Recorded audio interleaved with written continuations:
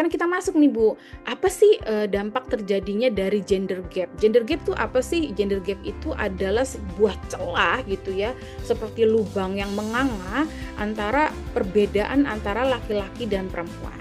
Nah, kali ini saya coba untuk mengajak kita semua untuk melihatnya dari sudut pandang yang membangun gitu ya Bapak Ibu, bahwa setiap dampak yang kita bahas hari ini adalah peluang yang besar gitu ya untuk melakukan perbaikan, inovasi dan juga kolaborasi.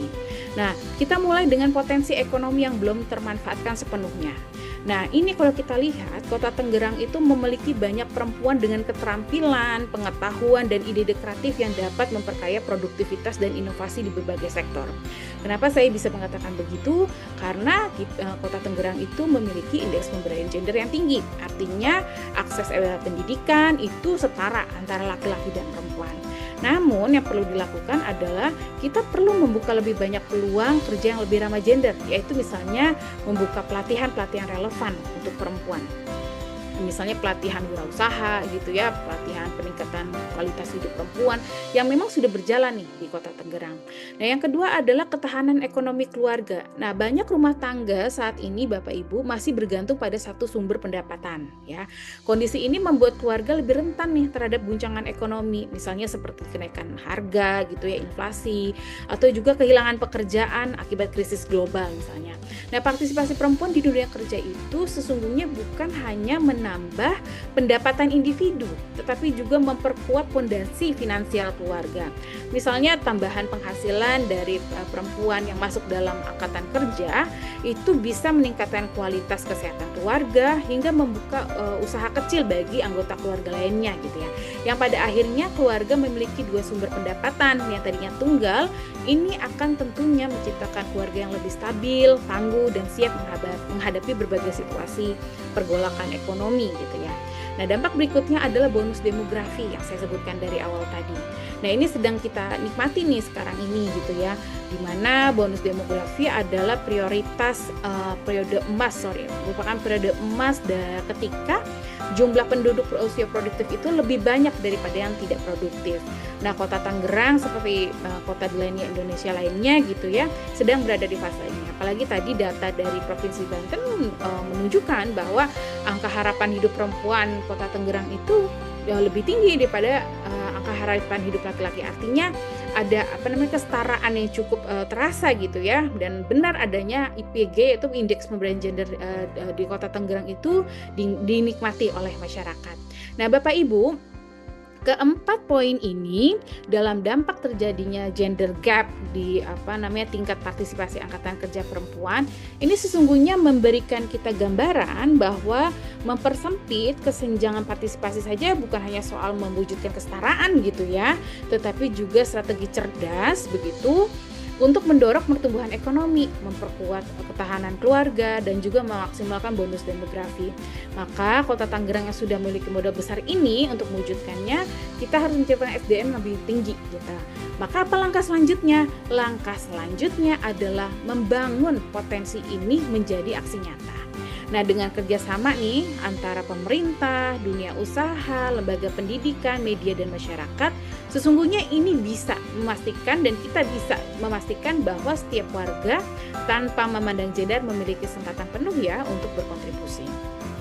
Bapak Ibu yang saya banggakan, kemudian mengapa sih TPAK ini penting gitu ya bagi perempuan? Nah, pertanyaan ini sekilas memang terlihat sederhana sekali ya Bapak Ibu, tapi jawabannya sangat luas dan mencakup aspek sosial, ekonomi, bahkan keberlanjutan pembangunan gitu ya. Ketika TPAK perempuan itu meningkat, dampaknya bisa dirasakan bukan hanya individu yang tadi saya sampaikan, tapi juga berdampak pada perekonomian kota itu sendiri. Maka kalau misalnya kita lihat ada 4 alasan utama TPAK sangat penting nih bagi perempuan gitu ya. Pertama adalah meningkatkan PDRB kota. Apa itu?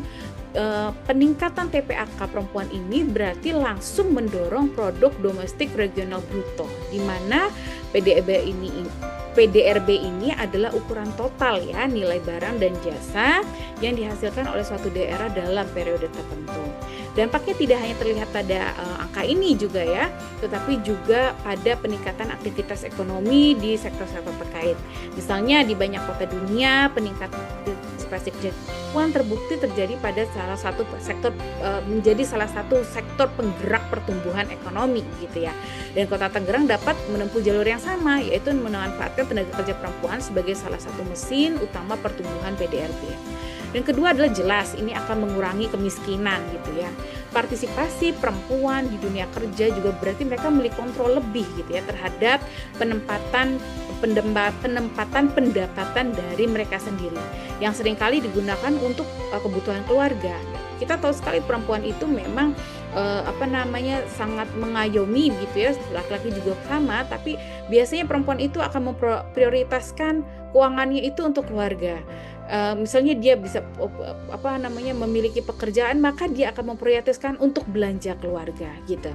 Dan itu memang sudah terbukti dalam beberapa penelitian Bapak Ibu. Yang kedua adalah memperkuat daya saing tenaga kerja. Nah, partisipasi perempuan ini justru akan memperkuat daya saing tenaga kerja. Kenapa? Dunia kerja saat ini menuntut keberagaman keterampilan, kreativitas, dan perspektif. Maka ketika perempuan ini tidak turut dalam tingkat partisipasi angkatan kerja, sesungguhnya sebuah komunitas masyarakat, baik itu kota, provinsi, ataupun sebuah negara, sesungguhnya sudah kehilangan potensi yang sangat besar karena kehilangan ide, kehilangan inovasi yang justru mungkin bersumber dari perempuan gitu ya. Dan keempat adalah memperluas basis pajak dan kontribusi ekonomi. Ini jelas sekali ya, di kontribusi TPAK perempuan ini tentu akan memperluas basis pajak gitu ya.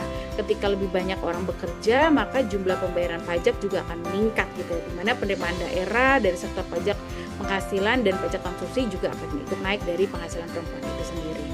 Nah, Bapak Ibu, sekarang kita lihat bagaimana sih analisis gender dalam TPAK. Nah, judul slide ini gitu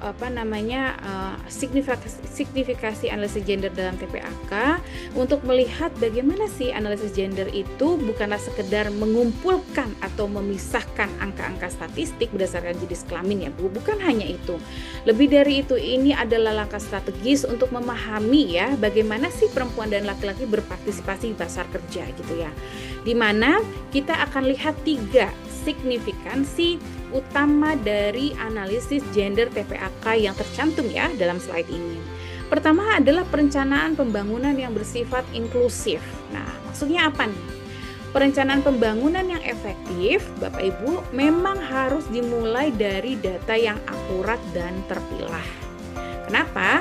Karena data TPAK gender itu akan membantu instansi masyarakat maupun pemerintah gitu ya untuk memahami nih secara jelas bagaimana sih keterlibatan perempuan dan laki-laki di termasuk perbedaan dan data ini, kebijakan ini bisa dirancang untuk memastikan bahwa semua kelompok, baik itu laki-laki maupun perempuan, memiliki kesempatan yang setara ya untuk berkembang. Sebagai contoh misalnya, jika data menunjukkan bahwa perempuan lebih banyak bekerja di sektor informal, misalnya perempuan lebih banyak bekerja sebagai pedagang kaki lima, pekerja rumahan, atau jasa kecil, maka tentunya perlu kebijakan yang diarahkan untuk memberikan perlindungan sosial, pelatihan keterampilan, dan akses permodalan kepada pekerja di sektor tersebut. Karena kalau misalnya kita tidak tahu datanya, tentu kebijakannya akan tidak tepat sasaran. Kalau dalam ilmu kebijakan publik itu ada yang namanya kebijakan publik itu adalah what government to do or not to do. Apa yang pemerintah itu putuskan untuk dilakukan atau tidak dilakukan gitu. Nah, untuk dilakukan itu memang harus berdasarkan kepada data terpilah. Jika memang kita ingin meningkatkan indeks pemberdayaan gender, meningkatkan angka partisipasi pekerja perempuan gitu ya. Nah, selanjutnya pembangunan inklusif berarti kebijakan ketenagakerjaan ini tidak hanya dirancang untuk menambah jumlah pekerjaan ya Bapak Ibu, tapi juga memperhatikan kualitas pekerjaan dan kesesuaian ya quote and quote dengan kebutuhan spesifik pekerja, baik itu laki-laki maupun perempuan. Inilah mengapa kemudian analisis gender dalam tingkat partisipasi angkatan kerja itu menjadi krusial gitu ya. Ia dapat memastikan bahwa kebijakan publik itu sifatnya nggak bias terhadap satu kelompok, melainkan benar-benar kemudian mencerminkan keberagaman atas kebutuhan masyarakat.